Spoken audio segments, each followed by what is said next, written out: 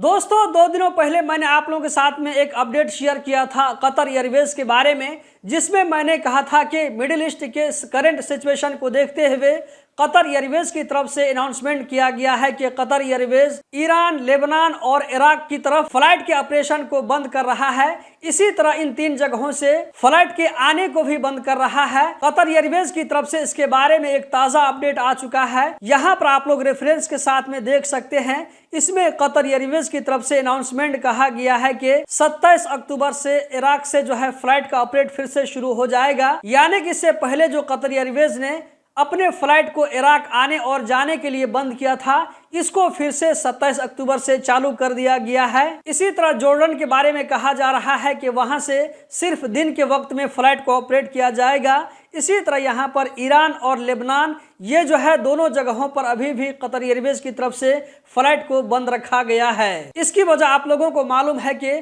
ये दोनों जगह अभी फ्लाइट के लिए सेफ नहीं है। दोस्तों कतर के बारे में हर छोटी बड़ी खबर से बाखबर रहने के लिए गल्फ एक्सपर्ट यूट्यूब चैनल को सब्सक्राइब करें, वीडियो को लाइक करके आगे शेयर करें। बहुत बहुत शुक्रिया।